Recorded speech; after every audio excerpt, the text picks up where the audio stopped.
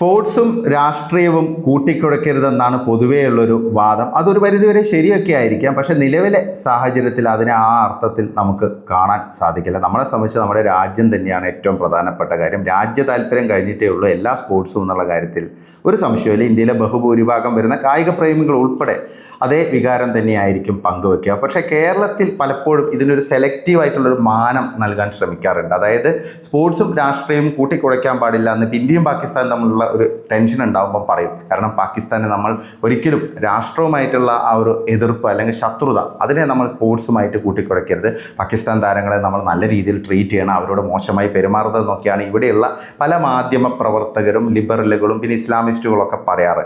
അത് അവിടെ നിൽക്കുമ്പോൾ തന്നെ ഇസ്രായേൽ പാലസ്തീൻ വിഷയം വരികയാണ്. ഇപ്പോൾ ഇസ്രായേൽ ടീം ഒരു ലോകകപ്പ് കളിക്കാൻ പോവുകയാണെങ്കിൽ അയ്യോ പാടില്ല, ഇസ്രായേൽ ലോകകപ്പ് കളിക്കാൻ പാടില്ല, അവരെ ബഹിഷ്കരിക്കണം, അവരെ അനുവദിക്കരുത്. അതാണ് നിലപാട്. അതായത് സെലക്റ്റീവായിട്ടുള്ള സ്പോർട്സ് രാഷ്ട്രീയ ആ ഒരു എന്തായാലും പറയാം ഒരു സിങ്ക്രണൈസേഷൻ അതാണ് ഇപ്പോൾ കേരളത്തിൽ നടന്നുകൊണ്ടിരിക്കുന്നത്. എന്തായാലും ബംഗ്ലാദേശ് വിഷയം കൂടി വന്നതോടുകൂടി ഇതിപ്പോൾ കൂടുതൽ കൊടുമ്പിരി കൊള്ളാനാണ് സാധ്യത. പാകിസ്ഥാൻ്റെ അതേ പാതയിലേക്കാണ് ബംഗ്ലാദേശ് ഇപ്പോൾ പോയിക്കൊണ്ടിരിക്കുന്നത്. എല്ലാ അർത്ഥത്തിലും അങ്ങനെയാണ് പോയിക്കൊണ്ടിരിക്കുന്നത്. അപ്പോൾ അത് തന്നെയായിരിക്കും ഇപ്പോൾ ബംഗ്ലാദേശിൻ്റെ ഒരു ഭാവി എന്ന് പറയേണ്ടി വരും. ഇപ്പോൾ മുസ്താഫിസുർ റഹ്മാനെ IPL നിന്ന് വിലക്കിയ PCCയുടെ നടപടിക്ക് എന്തായാലും ഒരു ബിഗ് സല്യൂട്ട് തന്നെ കൊടുക്കണം.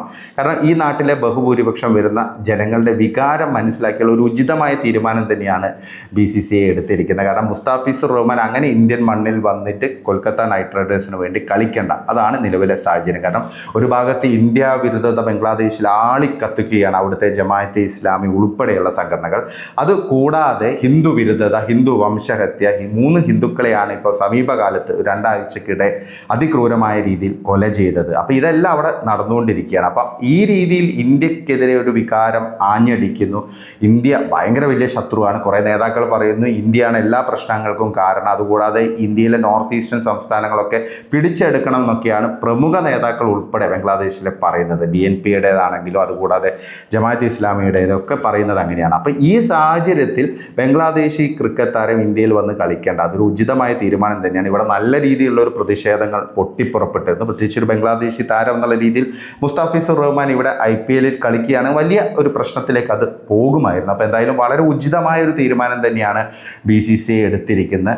അതായത് കൊൽക്കത്ത നൈറ്റ് റൈഡേഴ്സ് 9 കോടിയിലധികം രൂപ ചെലവിട്ടാണ് ബംഗ്ലാദേശി പേസറെ സ്വന്തമാക്കിയത്. പക്ഷേ രാജ്യമാണ് പ്രധാനം. കാരണം ഇന്ത്യൻ ടീമാണ്, ഇന്ത്യൻ IPL ടീമാണ് കൊൽക്കത്ത നൈറ്റ് റൈഡേഴ്സ്. അതുകൊണ്ട് തന്നെ ഇന്ത്യയുടെ ദേശീയ താല്പര്യങ്ങൾക്കും വിദേശ നയത്തിനും അനുസൃതമായുള്ള തീരുമാനവുമായിട്ട് അല്ലെങ്കിൽ അത് അംഗീകരിക്കുന്ന സ്റ്റെപ്പുമായിട്ട് മുന്നോട്ട് പോകുക എന്നുള്ള മാത്രമേ അവർക്ക് മുമ്പിലുള്ള വഴിയുള്ളൂ. എന്തായാലും ആ രീതിയിൽ തന്നെ കാര്യങ്ങൾ മുന്നോട്ട് പോയിരിക്കുന്നു എന്നുള്ളതാണ്. അപ്പോൾ ബംഗ്ലാദേശിൻ്റെ ആ ഒരു പോക്ക് നമ്മൾ നേരത്തെ പറഞ്ഞ പോലെ തന്നെ എല്ലാ അർത്ഥത്തിലും പാകിസ്ഥാൻ്റെ ആ രീതിയിലേക്കാണ് പോകുന്നത്. അപ്പോൾ ഇനിയിപ്പം ബംഗ്ലാദേശിലേക്ക് ഇന്ത്യൻ ക്രിക്കറ്റ് ടീം പോകാനിരിക്കുന്നുണ്ടായിരുന്നു. സെപ്റ്റംബറിലായിരുന്നു ആ ഒരു ടൂറ്.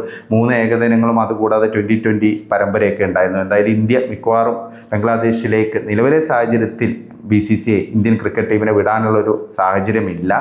അത് ഒന്ന് അവിടെ സുരക്ഷാ പ്രശ്നങ്ങളുണ്ട്. രണ്ടാമത്തെ കാര്യം ബംഗ്ലാദേശ് ഈ രീതിയിൽ ഇന്ത്യ വിരുദ്ധത ആളിക്കത്തിക്കുന്നു, ഇന്ത്യയുമായിട്ട് പ്രശ്നങ്ങൾ തുടർച്ചയായിട്ട് ഉണ്ടാക്കുന്നു, ഇന്ത്യ പറയുന്ന ഒരു കാര്യങ്ങളും അംഗീകരിക്കാതെ വളരെ ധിക്കാരപരമായ രീതിയിൽ മുന്നോട്ട് പോകുന്നു, ഹിന്ദു വംശഹത്യ അവിടെ നടന്നുകൊണ്ടിരിക്കുന്നു. അപ്പോൾ ഈ ഒരു സാഹചര്യത്തിൽ അവിടെ പോയി കളിക്കേണ്ട സാഹചര്യമൊന്നും ഇന്ത്യൻ ക്രിക്കറ്റ് ടീമിനില്ല. ഇപ്പോൾ ബംഗ്ലാദേശിൽ പോയി കളിച്ചില്ലെങ്കിൽ ഇന്ത്യക്കൊന്നും സംഭവിക്കാൻ പോകുന്നില്ല. പക്ഷേ ബംഗ്ലാദേശിന് അങ്ങനെയല്ല. ഇന്ത്യ പോയിട്ടില്ലെങ്കിൽ അത്രയും വരുമാനം അവർക്ക് നഷ്ടപ്പെടും എന്നുള്ളതാണ് ഒരു വസ്തുത. അതുമാത്രമല്ല ഇനിയിപ്പോൾ 2020 വേൾഡ് കപ്പ് വരുന്നുണ്ട് ഫെബ്രുവരിയിൽ. അപ്പം ബംഗ്ലാദേശ് ക്രിക്കറ്റ് ടീം ഇന്ത്യയിൽ വരണം. അവർക്ക് 4 മത്സരങ്ങളുണ്ട്. അപ്പോൾ അതിൻ്റെ ഭാവിയൊക്കെ ഇപ്പോൾ ഏതാണ്ട് ഒരു അവതാളത്തിലാണ് എത്തി നിൽക്കുന്നത്. കാരണം ബംഗ്ലാദേശിന് ഇനി ഇന്ത്യയിൽ വന്ന് കളിക്കാനുള്ള ഒരു സാഹചര്യം ഉണ്ടാകുമോ അല്ലെങ്കിൽ അവർ വിടുമോ എന്നുള്ളതൊക്കെയാണ് ചോദ്യം. എന്തായാലും BCCIയുടെ തീരുമാനത്തെ 2 കൈയും അടിച്ച് നമ്മൾ സ്വീകരിക്കണം എന്നുള്ളതാണ് ഒരു പ്രധാനപ്പെട്ട കാര്യം. കാരണം BCCI വളരെ മികച്ചൊരു തീരുമാനമാണ് എടുത്തിരിക്കുന്നത്. ഏറ്റവും ഉചിതമായ തീരുമാനം, right decision at right time എന്നൊക്കെ പറയേണ്ടി വരും. കാരണം ആ രീതിയിൽ ബംഗ്ലാദേശിൻ്റെ മണ്ണിൽ ഇന്ത്യ വിരുദ്ധത ആളിക്കത്തിക്കാനാണ് പല സംഘടനകളും അവിടുത്തെ ഭരണകൂടത്തിൻ്റെ ഒത്താശയോടുള്ള സംഘടനകളൊക്കെ ചെയ്തുകൊണ്ടിരിക്കുന്നത്. ഭരണകൂടത്തിൻ്റെ ഒത്താശ ഈ പറയുന്ന ഇന്ത്യ വിരുദ്ധ പ്രവർത്തനങ്ങൾക്കെല്ലാം ഉണ്ട്. മുഹമ്മദ് യൂനസ് ഒരു പാവയെ പോലെയാണ് നിൽക്കുന്നത്. അതുകൂടാതെ അവിടുത്തെ പല പ്രമുഖ നേതാക്കളും ഇന്ത്യയിലെ വടക്ക് കിഴക്കൻ സംസ്ഥാനങ്ങൾ ബംഗ്ലാദേശിൻ്റെ ഭാഗമാക്കണമെന്നുള്ള പ്രകോപനങ്ങളൊക്കെ നടത്തിക്കൊണ്ടിരിക്കുകയാണ്. പിന്നെ ഹിന്ദു വംശഹത്യ, മറ്റു ന്യൂനപക്ഷങ്ങൾക്കെതിരെയുള്ള അറ്റാക്കുകൾ. അപ്പോൾ ഈ രീതിയിൽ ഒരു റോക്ക് സ്റ്റേറ്റായിട്ട് പാകിസ്ഥാൻ്റെ അതേ മാതൃകയിൽ ഒരു റോക്ക് സ്റ്റേറ്റ് ആയിട്ട് ബംഗ്ലാദേശ് മാറിക്കൊണ്ടിരിക്കുന്നു എന്നുള്ളതാണ്. അപ്പോൾ ആ സാഹചര്യത്തിൽ അവരുമായിട്ട് ക്രിക്കറ്റ് കളിക്കുകയോ അല്ലെങ്കിൽ അവരുടെ താരം ഇവിടെ വന്ന് ക്രിക്കറ്റ് കളിക്കേണ്ട സാഹചര്യമൊന്നുമില്ല. അതിൻ്റെ ആവശ്യമില്ല നിലവിലെ സാഹചര്യത്തിൽ. രാജ്യ താല്പര്യം തന്നെയാണ് ഇന്ത്യക്ക് പ്രധാനം. എന്തായാലും BCCIയുടെ തീരുമാനം ആ രീതിയിൽ ഏറ്റവും മികച്ച രീതിയിൽ എടുത്ത ഒരു തീരുമാനം തന്നെയാണ്. അപ്പോൾ അതിനെ നമ്മളെല്ലാവരും അംഗീകരിക്കുമെന്നുള്ള കാര്യത്തിൽ യാതൊരു തർക്കവും വേണ്ട.